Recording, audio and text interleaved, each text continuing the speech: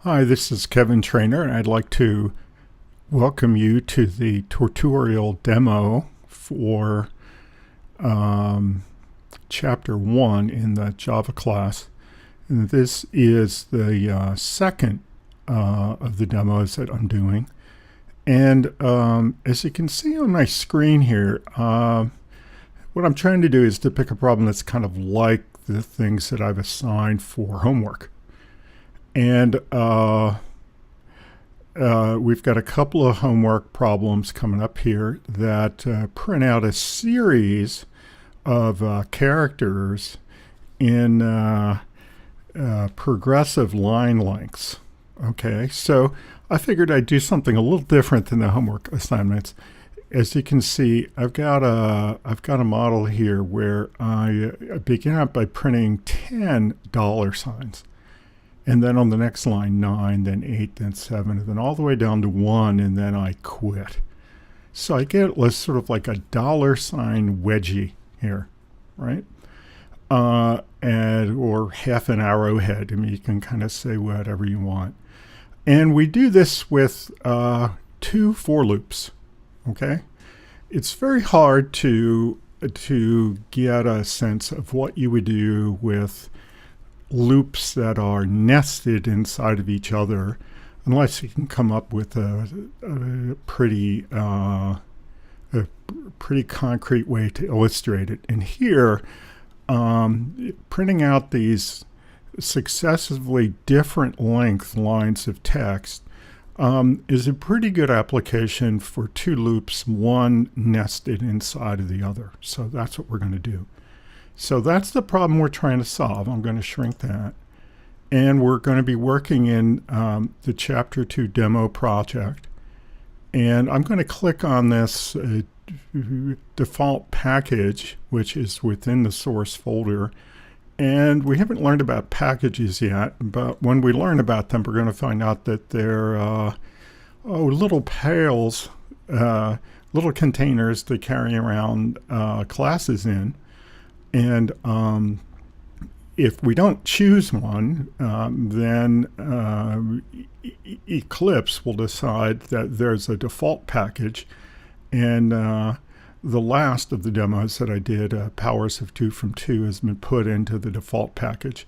So it's the default package symbol we're going to right click on and say we want a new class. Okay, and I'm going to call this DollarWedgie, just because I can. And this is going to be a program that takes a main, because again, we're going to need to run it. And when we tell the Java virtual machine we want to run a particular class, it looks for the method main, so we had better have one. And that's what we've got here. All right, $wedgie. So let's see, we want to print 10 lines of output, right? So let's start doing that, okay? So how are we going to do that? Well, let's do a for loop, okay? So it's a for, and then we have the control information for loop inside the parens. And we're going to need a control variable. Typically, if we don't have another one to use, we just use the classic integer variable I. So I'm going to say int I equals. Okay. And do I want to count up from 0? Do I want to count up from 1? Do I want to count down from 10? Do I want to count down from 11? Well, I'm going to suggest to you we want to count down from 10, because we want to create the longest string first. And it just is going to turn out that if we count down from 10, that's going to work out well for this. So we're going to have an initial value of I of 10. Okay. And now here's the test. We're always going to want I to be greater than or equal to 1. Okay, because that's the shortest line that we want to have. We don't want to create a zero length line. Okay, now normally when we're incrementing the control variable I, the expression that we put in this third piece is I plus plus. Well, it turns out that it has a corollary for subtracting I minus minus. So I'm just going to say I minus minus right there. So that means after each time we execute the loop, we are going to change the value by subtracting 1 from I. Okay, so now let's go out on the right-hand side and have an opening curly brace. And we press enter and it gives us the closing one. And I'll put a couple lines in there so we know we have some code.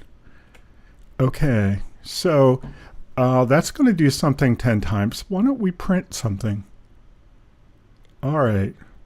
Now, this is the first time I'm going to show you. Every time that I've shown you how to put a print statement in before, I've had you type in the whole thing, system.out.println. Well, turns out we type that in fairly frequently, and there's a template, a text template in Eclipse called sysout.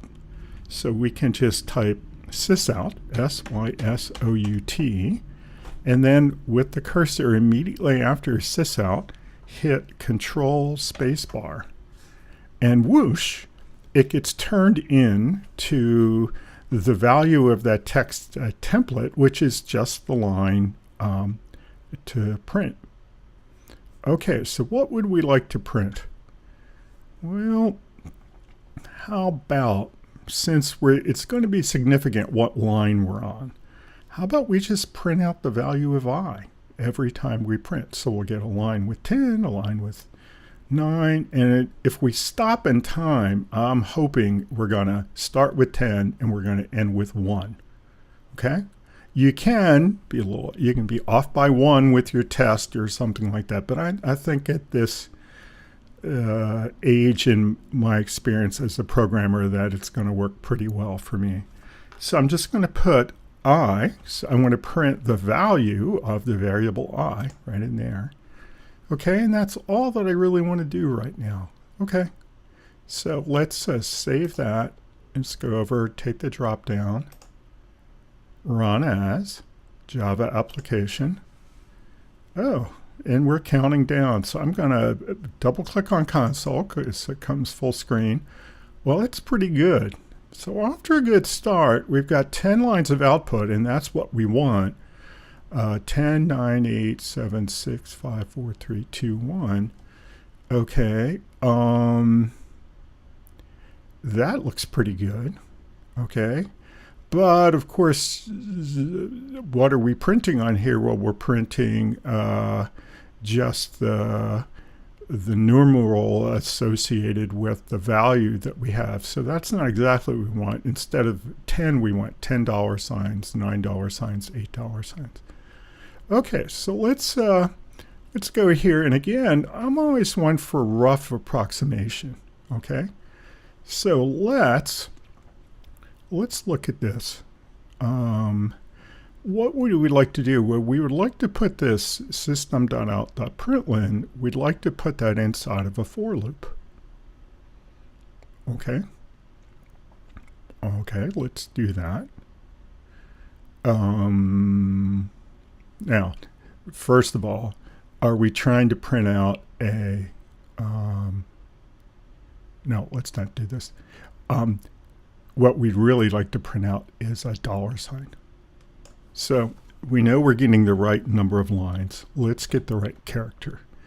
So instead of I, I'm just going to put it double quotes, $sign, double quote. Okay, so now we should get 10 lines each with a single $sign. All right, let's save and test. Well, that looks good. I'm going to assume that that's 10 lines.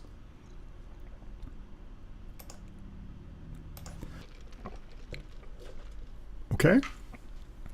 All right. Now, if we wanted just to print $10 signs on each of the 10 lines, Well, we could just go and make that character string longer, but we want to be a little more. We want to be a little more sophisticated than that.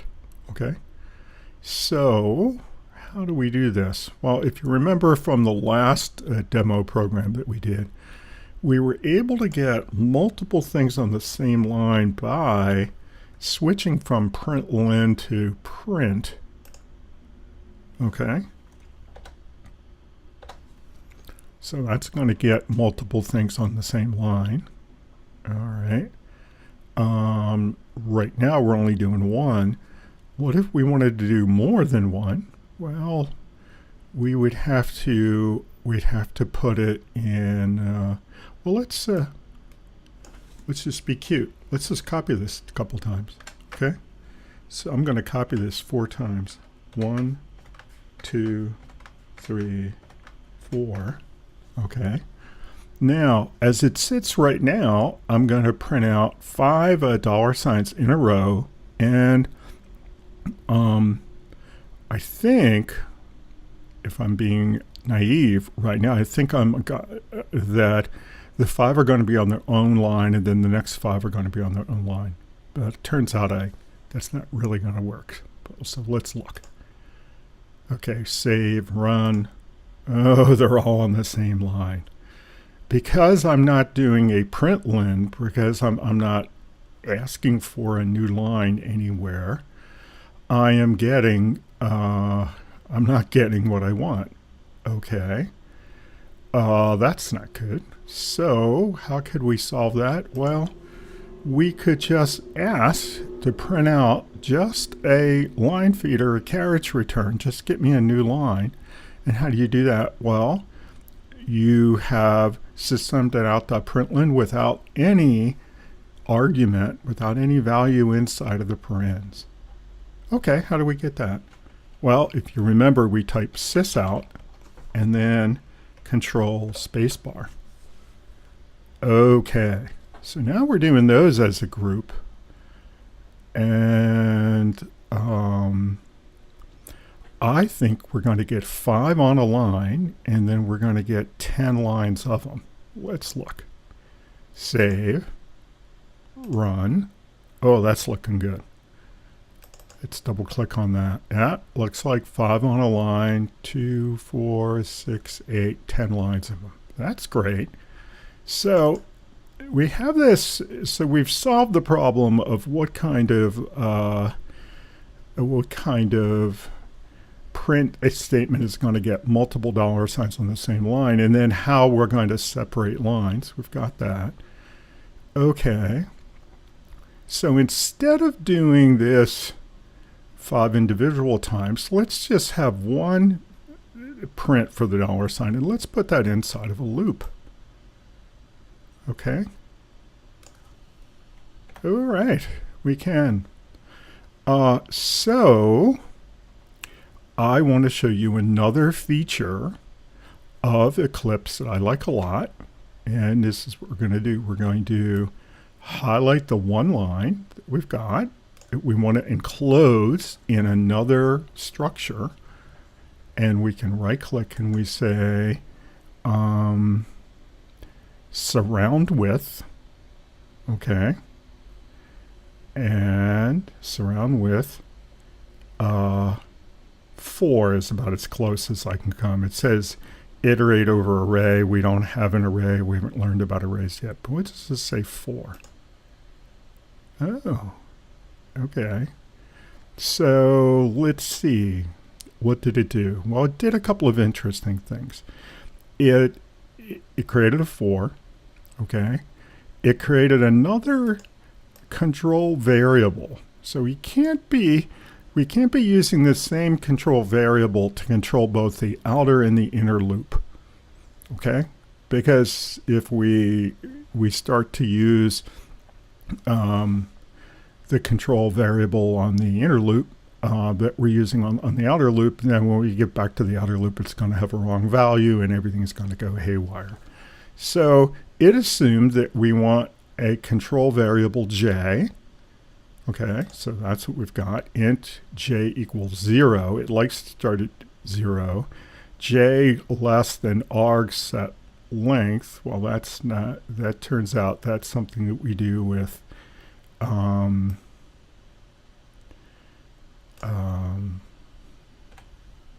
it's something that we do with arrays. And then j++, that's going to make j higher. So do I want to start counting with 0 or do I want to start counting with 1? Well, it turns out that once we get to using arrays and things that are like arrays, which are lists of things, we're going to count each thing in the list. We're going to start counting with 0. So the first one is going to be the 0th one. But until we get there, let's start counting with 1 like normal people do. Okay, so we want to start at 1. We want to keep going until it's, let's say, less than or equal to 10. Okay, all right, I think that makes sense.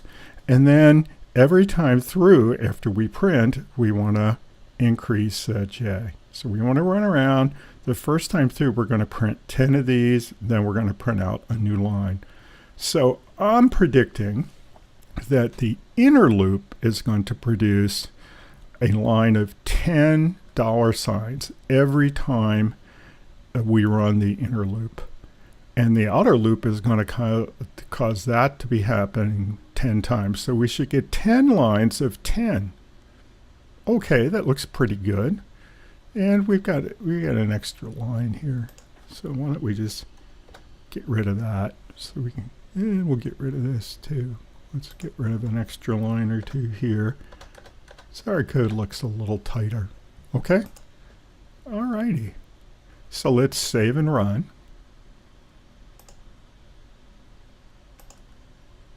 Well, that's looking good. So let's do a double click. Well, you'd have to count, but I'm pretty well sure I've got 10 lines of 10. So that's pretty close to what I'm aiming for. Let's go back and look at what we were trying to create. That's in this little text editor. Oh, well, we went 10 the first time, then 9, then 8, then 7. Huh. So we don't want to go all the way to 10 every time. We probably want it to be fewer and fewer each time. Okay. Well, let's go in our code and see what kind of trick we could use to do that. And I guess what I am going to do is I'm going to put extra lines in here so we can tell the inner loop from the outer loop. Okay. Okay. So in the inner loop, we're going from 1 to 10 every time. Well, we only want to do that the first time. Then we want to go from 1 to 9. Then we want to go from 1 to 8. Well, is there a variable that's having that value? Well, it turns out that I, the control variable for the outer loop, has just that value pattern. The first time through the outer loop, I is equal to 10. Now the next time through, it's going to be equal to 9. The next time through, it's going to be equal to 8. So instead of comparing our test to equal to 10 so that we get 10 $signs every time, let's compare it to the value in variable I. Okay, now let's save that and run that. Whoop, there's our wedgie. There's our $wedgie. Okay. So again, we've kind of walked our way here, right? We didn't go out to do the precise end product first. We kind of did things that we knew how we do till we walked to the solution that we wanted. And the last thing that we did is we printed out exactly the quantity of $signs. Now, the kind of interesting thing here that we've done, and we hadn't really done this with a for loop before, is that before we had counted forward. We had started with an initial value like 1 and went to a higher value like 10, and then we added to it each time, well, you can count backwards. So we started with the high value 10, and then we always wanted to be greater than or equal to 1, and then we subtracted each time through. And that's what got us this kind of pattern, this decreasing pattern that we're looking for here. Okay, so I think that if you can follow this and make this work on your own, you ought to be able to make all the homework assignments work on your own too. It takes a little bit more creativity than that, but I have high confidence in you. So I'm going to leave you here and say bye until next time. Bye-bye.